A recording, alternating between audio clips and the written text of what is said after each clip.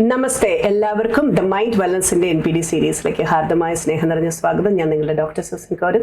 നമ്മുടെ NPD series എല്ലാം തന്നെ അവയർനെസ്സിനായിട്ടുള്ളതാണ്. നിങ്ങൾ അത് ഡയഗ്നോസിനായിട്ട് ഉപയോഗിക്കരുത്.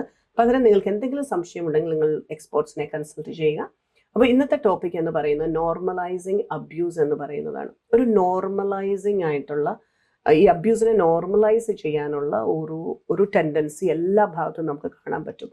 അതിൽ ഏറ്റവും ഇമ്പോർട്ടൻ്റ് ആയിട്ട് നമ്മൾ കാണുന്ന നമ്മുടെ കൾച്ചർ, നമ്മുടെ സൊസൈറ്റി, നമ്മുടെ റിലീജിയൻ, നമ്മുടെ പ്രാക്ടീസ്, നമ്മുടെ ഫാമിലി എല്ലാത്തിനകത്തും കുറേ ബിലീഫ്സ് നമ്മളിലേക്ക് വന്നിട്ട് നമ്മളിതിനെ നോർമലൈസ് ചെയ്യും. അതിൽ നമ്പർ 1 ആണ് ഈ അബ്യൂസീവ് ആയിട്ടുള്ള ഫാമിലിയിൽ വളർന്നു വരുന്ന കുട്ടികൾ.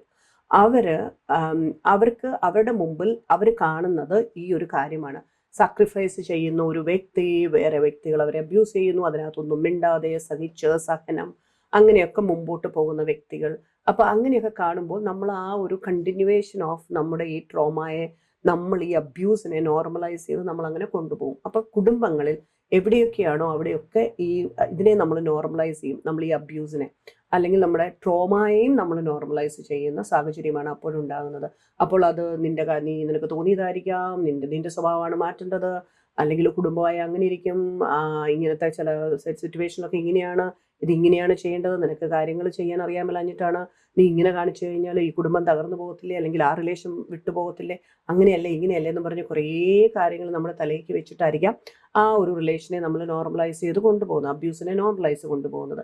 അപ്പോൾ ഇതിനകത്ത് ഒന്ന് എന്ന് പറയുന്നത് ഞാൻ ഈ പറഞ്ഞതുപോലെ ഫാമിലിയിൽ നമ്മൾ കാണുന്ന കുറേ ഇങ്ങനത്തെയുള്ള കാര്യങ്ങളാണ് ഇങ്ങനെ നോർമലൈസ് ചെയ്ത് പോകാനായിട്ട് നമ്മളെ തന്നെ ചിന്തിപ്പിക്കുന്നത്. പിന്നെ വേറെ ഒന്ന് പറയുന്നത് വളരെ ടോക്സിക് ആയിട്ടുള്ള നമ്മുടെ പുറത്ത് കേൾക്കുന്ന കുറേ ടോക്സിക് പോസിറ്റിവിറ്റിയുള്ള മെസ്സേജസ് ആണ്. ഈ അടുത്തിടെ ഒരെണ്ണം ഞാൻ കേൾക്കാൻ ഇടയായത്, ഞാൻ ഭയങ്കരമായിട്ട് അതിശയിച്ചു പോയി. അതിൻ്റെ താഴെ ഒത്തിരി മനുഷ്യർ ഇങ്ങനെ കമൻറ്റ് എഴുതിയിട്ടുണ്ട്, സത്യം നമ്മളൊക്കെ ആ രീതിയിൽ വേണം ജീവിക്കാൻ എന്നൊക്കെ പറഞ്ഞിട്ട്. പക്ഷേ നമ്മളൊന്ന് ആലോചിച്ച് നോക്കൂ, നമ്മളുടെ ചുറ്റിനും കുറേ ടോക്സിക് പോസിറ്റിവിറ്റി ആയിട്ട് ആളുകൾ ഇറങ്ങിയിട്ടുണ്ട്. ഇതൊന്നും പ്രാക്ടിക്കലായിട്ട് നമുക്ക് ചെയ്യാൻ പറ്റുന്നതല്ല. അതിനകത്ത് ഞാൻ ഈ കണ്ടത്, ഒരു സാൻഡ് പേപ്പർ നമ്മളെ ഉരയ്ക്കുന്നത് പോലെയാണ് നമ്മളെ വീണ്ടും വീണ്ടും വീണ്ടും നമ്മളെ ഹേർട്ട് ചെയ്യുന്നവർ. അവർ നമ്മളെ ഇങ്ങനെ ഹേർട്ട് ചെയ്തുകൊണ്ടിരിക്കുമ്പോൾ നമ്മളിങ്ങനെ ആ സാൻഡ് പേപ്പർ പോലെയാണ് ഈ ഹേർട്ട് ചെയ്യുന്നവർ. അവസാനം ഈ സാൻഡ് പേപ്പറിന് എന്ത് പറ്റും? സാൻഡ് പേപ്പർ കംപ്ലീറ്റ്ലി നമ്മളെ ഇങ്ങനെ ഒരച്ചരച്ചൊരച്ചരച്ച് സാൻഡ് പേപ്പർ അങ്ങ് ചീത്തയായിപ്പോവും. നമ്മളോ ഷൈൻ ചെയ്ത് ചെയ്ത് ചെയ്ത് ചെയ്ത് നമ്മൾ വളരെ ഷൈനിങ് ആയിട്ട് നമ്മളിങ്ങനെ വരുമെന്ന്. ഞാനത് കേട്ടതും, ഈശ്വര, ഇത്രയും ടോക്സിക് ആയിട്ടുള്ള പോസിറ്റിവിറ്റി ഒക്കെ എങ്ങനെ മനുഷ്യർക്ക് കൊടുക്കാൻ ഒരു വ്യക്തിക്ക് സാധിക്കുക എന്ന് പോലും ഞാൻ ചിന്തിച്ചു പോയി. നിങ്ങൾ പല എഴുത്തുകളും പല ബുക്കുകളും പല പല മെസ്സേജസും കാണുമ്പോൾ നിങ്ങൾ ചിന്തിക്കേണ്ട ഒരു കാര്യമുണ്ട്. നിങ്ങളുടെ ജീവിതത്തിൽ പ്രാവർത്തികമാക്കുക. പ്രാഗ്മാറ്റിസം എന്നുള്ളത് വളരെ ഇമ്പോർട്ടൻ്റ് ആയിട്ടുള്ള കാര്യമാണ്. അപ്പോൾ അതിനകത്ത് പ്രാക്ടിക്കലി ചെയ്യാൻ പറ്റാത്തതെല്ലാം ഫോൾസ് ആണ്, അതൊരിക്കലും ട്രൂ അല്ല. ട്രൂ എന്ന് പറയുന്നത് പ്രൂവൺ ആണ്. പ്രാക്ടിക്കലി ഇത് പോസിബിൾ ആണ് എന്നുള്ളത് പ്രൂവൺ ആണ്.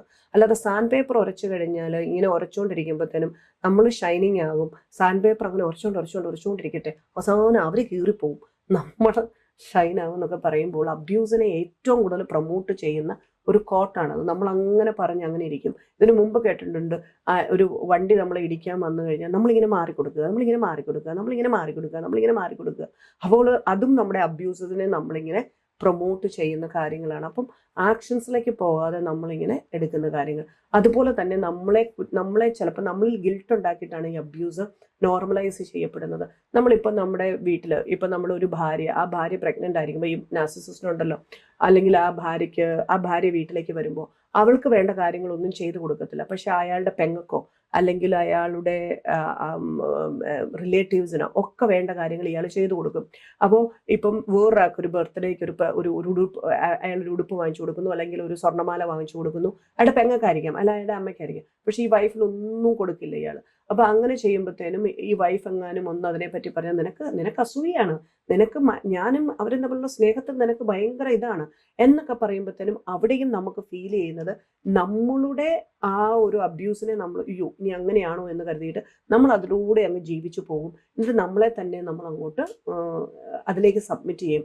അതുപോലെ തന്നെ നമ്മൾ പറയുന്നത് എന്നാന്ന് വെച്ച് കഴിഞ്ഞാൽ, ഈ ചില ഇതിൽ കണ്ടിട്ടുണ്ട്, നമ്മളോട് ഇങ്ങനെ പറഞ്ഞു തരും, you are not a strong person.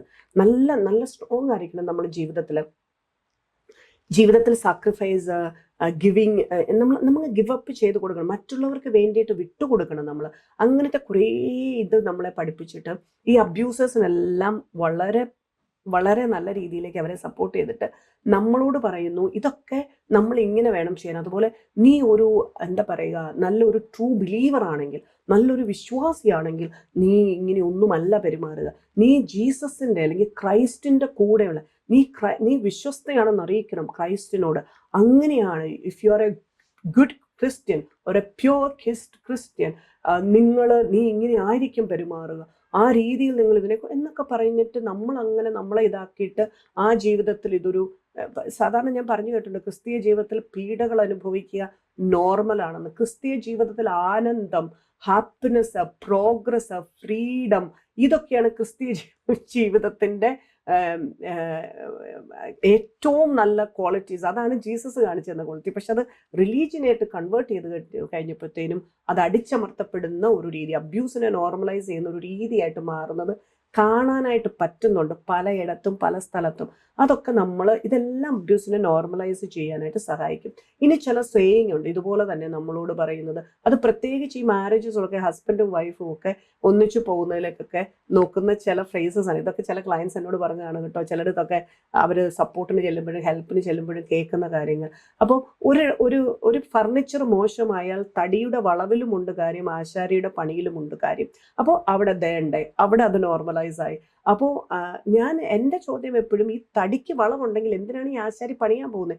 എന്തിനാണ് ആശാരി? നല്ലൊരു ആശാരി ആയിരിക്കും, വളരെ കേപ്പബിൾ ആയിട്ടുള്ള ആശാരി ആയിരിക്കും, വളരെ എക്സ്പേർട്ട് ആയിട്ടുള്ള ആശാരി ആയിരിക്കും. എന്തിനാണ് അയാൾ വെറുതെ പേര് ചീത്തയാക്കുന്നത്? തടിയുടെ വളവുള്ള തടി എടുത്തിട്ട് അത് എത്ര പേരോട് പറയണം നമ്മൾ? അപ്പോൾ ഒരാൾ പറയും, ഈ ഫർണിച്ചർ ആരാ പണിത്, ഇതെന്താ ഇങ്ങനെ ഇരിക്കുന്നത്? അയ്യോ, അത് ആശാരിയുടെ പണിക്കുറ്റം, ഓക്കെ പറയാം, പക്ഷെ തടിയുടെ വളവും അതിനകത്തൊരു പ്രശ്നം കേട്ടോ എന്നൊക്കെ നമ്മൾ പറഞ്ഞ് മനസ്സിലാക്കണ്ടേ? ഇതിനൊക്കെ എന്തിനാ പോടെ? ഈ കാര്യങ്ങളൊക്കെ നമ്മളെ നോർമലൈസ് ചെയ്യുക എന്നുള്ളതിലേക്കാണ് കൊണ്ടുപോകുന്നത്. അപ്പോൾ നമ്മൾ എന്ത് കാര്യം ചെയ്യണം എന്നുള്ളത് നമ്മുടെ മാത്രമായിട്ടുള്ള ഒരു കാര്യമാണ്. അതിനകത്തേക്ക് നമ്മൾ ഒരു കാർപ്പൻ്റർ, ബെൻഡ് വുഡ് എന്നൊക്കെ പറഞ്ഞിട്ട് ആ വളഞ്ഞിരിക്കുന്ന തടി, അതുപോലെ തന്നെ നമുക്ക് അതിനകത്ത് പണിയുമ്പോൾ ആശാരി എത്ര മിടുക്കനായാലും വരുമെന്ന് നമുക്കറിയാം. അതുപോലെ തന്നെ വേറൊരു കാര്യമാണ് നമ്മളെ കൊണ്ട് പഠിപ്പിക്കുന്നത്, see the good in people. നല്ലതേ മനുഷ്യരെ കാണാവൂ, നീ എന്തിനാണ് മോശത്തിലേക്ക് പോകുന്നത്? ഇതാണ് നമ്മുടെ സമൂഹത്തെ തന്നെ ഇന്ന് കാർന്നു തിന്നുന്ന ഏറ്റവും വലിയ ടോക്സിക് പോസിറ്റിവിറ്റി. നമ്മളെ ചെറുപ്പം മുതൽ പഠിപ്പിക്കുന്നത് see the good in people, don't see the bad in people, see the good in people, don't see the bad in people, don't target the bad. ഇതുകൊണ്ടാണ് ഇന്നത്തെ രാഷ്ട്രീയത്തിലേക്കൊക്കെ നമ്മൾ നോക്കിയാൽ കാണാൻ പറ്റും, നമ്മുടെ സമൂഹത്തിൽ നമ്മളെ പറ്റിച്ചുകൊണ്ട് പോവുകയാണ്. എന്താണ് അവർ ചെല്ലുന്ന എല്ലാ മോശമായ കാര്യങ്ങളും അതിലേക്കല്ല, അവരാ ഇടയ്ക്ക് ചെയ്യുന്ന ഹൈലൈറ്റ് ചെയ്യുന്ന നല്ല കാര്യങ്ങൾ മാത്രം ഹൈലൈറ്റ് ചെയ്യുമ്പോൾ നമ്മുടെ ലേണിംഗ് പാത്വേ എന്ന് പറയുന്നത് അത് മാത്രം കാണാൻ ചെറുപ്പം മുതൽ ശീലിച്ചേക്കുന്ന ഒരു ബ്രെയിൻ ആയതുകൊണ്ട് തന്നെ നമുക്ക് എന്ത് സംഭവിക്കും? നമ്മൾ നല്ലത് മോശത്തിലേക്ക് നമ്മൾ കണ്ണുപിടിക്കത്തേയില്ല. ജീവിതം എന്ന് പറയുന്നത് ഇത് രണ്ടുമാണ്. നല്ല ആളുകളുണ്ട്, മോശം ആളുകളുണ്ട്. നല്ല പ്രവൃത്തികളുണ്ട്, മോശം പ്രവൃത്തികളുണ്ട്. നല്ല ഫുഡുണ്ട്, മോശം ഫുഡ്. നമ്മളൊരു സ്ഥലത്ത് കയറിയിട്ട് നമ്മൾ എന്തിനാ നിങ്ങൾ മോശം ഫുഡ് എന്ന് പറയുന്നത്? നിങ്ങളെ മോശത്തിലേക്ക് മാറ്റിയിട്ട് നല്ല എടുത്ത് കഴിച്ചിട്ട് നിങ്ങൾക്ക് നല്ലതെന്ന് പറഞ്ഞിട്ട് പോയാൽ പോരെ. ഇതൊക്കെ നടക്കുന്ന കാര്യങ്ങളാണോ? നിങ്ങളെ മാനിപ്പുലേറ്റ് ചെയ്യാൻ ചെയ്യുന്ന കാര്യങ്ങളല്ലേ? ഇങ്ങനെയാണ് അബ്യൂസസിനെ നോർമലൈസ് ചെയ്യുന്നത്. അടുത്തത്, കുടുംബത്തിലെ കാര്യങ്ങൾ കുടുംബത്തിലിരിക്കണം, പുറത്തേക്ക് പോകാൻ പാടില്ല. ഇതൊക്കെ അബ്യൂസസിനെ നോർമലൈസ് ചെയ്യുന്ന രീതിയാണ്. ഇവിടുത്തെ കാര്യങ്ങൾ ഇവിടെ ഇരിക്കാവൂ, അത് വെളിയിലേക്കൊന്നും പോകാൻ പാടില്ല എന്ന് പറഞ്ഞിട്ടുള്ള രീതിയിൽ ഒരാളെ സെറ്റ് ചെയ്യുമ്പോൾ നമ്മളെപ്പോഴും നമ്മളതിനെ നോർമലൈസ് ചെയ്യാനായിട്ടുള്ള സാധ്യത വളരെ കൂടുതലാണ്. അതുപോലെ തന്നെ പലപ്പോഴും നമ്മൾ blaming the other, the system, the society, the culture, the religion, ഇതിലേക്കൊക്കെ എടുത്തിട്ട് അവരൊക്കെയാണ് കുഴപ്പക്കാർ, ഇവിടെ ആരും വേറെ ആരും കുഴപ്പക്കാരല്ല, ഇങ്ങനെ വന്നുകൊണ്ടാണ് അത് അങ്ങനെയായത്, ഇതിങ്ങനെ വന്നുകൊണ്ട് ഇത് ഇങ്ങനെയായത്, അത് അങ്ങനെ വരുന്നതുകൊണ്ടാണ് ഇങ്ങനെയാകുന്നുള്ള രീതിയിൽ നമ്മളെ നോർമലൈസ് ചെയ്യും. ഫാദറാണ് തിരിച്ചു പറയാൻ പാടില്ല, മദറാണ് തിരിച്ചു പറയാൻ പാടില്ല, അമ്മായിയമ്മയോട് ഇങ്ങനെ വേണം, അമ്മായിയമ്മ എന്ന് പറയുന്നത് നിങ്ങളുടെ അമ്മയെ പോലെ ആയിരിക്കണം, അതിങ്ങനെ ആയിരിക്കണം, നാത്തൂൻ അങ്ങനെ ആയിരിക്കണം, സിസ്റ്റർ ഇങ്ങനെ ആയിരിക്കണം, അതായിരിക്കണം. ഇതൊക്കെ നല്ല കാര്യങ്ങളാണ്, അത് നോർമൽ ബിഹേവിയറിൽ മാത്രം. അതല്ലാതെ വരുന്നിടത്തെല്ലാം നമ്മൾ പറയണം, ഒരാളെ ഞാൻ അങ്ങനെ കാണണമെങ്കിൽ അയാളിൽ ആ സ്വഭാവം ഉണ്ടായിരിക്കണം. ശരിയല്ലേ? എന്നോട് പലപ്പോഴും ഞാൻ കേൾക്കാറുള്ളതാണ്, ചിലർ വന്നിട്ട് ഇങ്ങനെ ഹൈലൈറ്റ് ചെയ്യും, ഭാര്യ ഭർത്താവിന് കീഴ്പ്പെട്ടിരിക്കണം, ഭാര്യ കർത്താവിന് സഭ പോലെ കർത്താവിനെ കുടുംബത്തിന് ഹെഡായിട്ട് അവൾ കാണണം. പക്ഷെ മറ്റേ കാര്യങ്ങളൊന്നും പറയില്ല. ഭർത്താവ് ഉടുത്തില്ലെങ്കിലും അവൾക്ക് ഉടുക്കാൻ കൊടുക്കുക, കുടിച്ചില്ലെങ്കിലും അവൾക്ക് കുടിക്കാൻ കൊടുക്കുക, അവളെ ചേർത്ത് നിൽക്കുക, അവളെ ഏറ്റവും പ്രൊട്ടക്റ്റീവായിട്ട് നിർത്തുക, നിന്റെ ശരീരം പോലെ അവളെ പ്രൊട്ടക്റ്റ് ചെയ്യുക, അതുപോലെ തന്നെ കർത്താവ് സഭയോടെന്ന പോലെ അവളോട് വർത്തിക്കുക. ഈ സാധനം ഒന്നും വരാറില്ല.